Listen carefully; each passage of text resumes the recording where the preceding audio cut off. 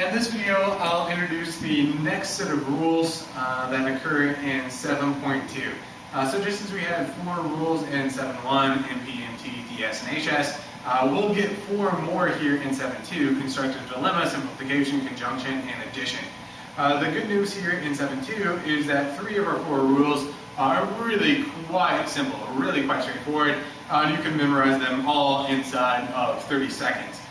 So 3 of the 4 rules, not bad at all. Leaving there's only one single rule that's kind of tricky, but again, once you get the pattern down, it shouldn't be too terribly difficult.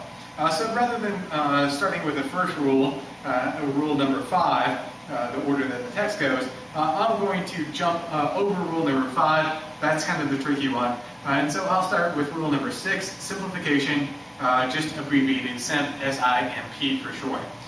So in order for us to do simplification, we need some line where the main logical operator this time is the dot. So this will be our first rule that deals with the dot. Some line, any line will do. We'll say premise number 1, where the main operator, just because there's a dot there doesn't mean you can do it. The main operator needs to be the dot.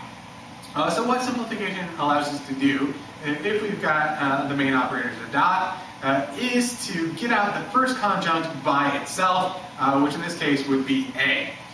This, if you take some time to think about it, especially in relation to what we did in chapter number 6 dealing with the truth tables, ought to make perfect sense.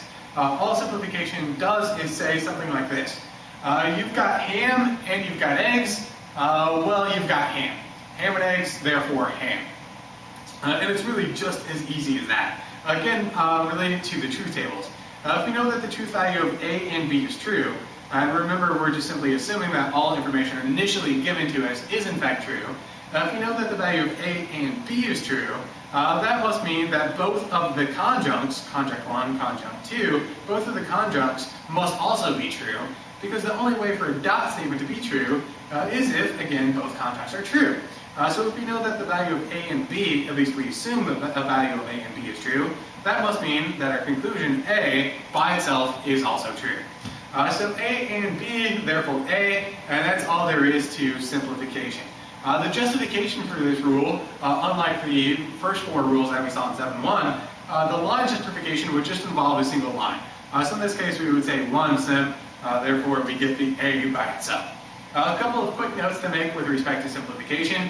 We're only allowed to get out the first conjunct by itself. So you can't get A and B, therefore B.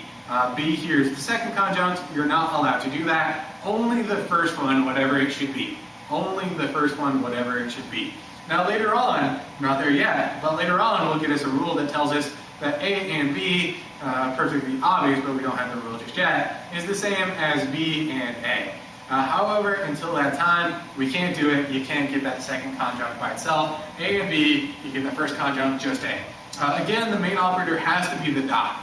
So for instance, if we had on some lines, say line number 1, we had A, horseshoe, B, and D, there you've got yourself a dot, and you might think, okay, I can simplify that and get just the B out. Well, not the case. Why?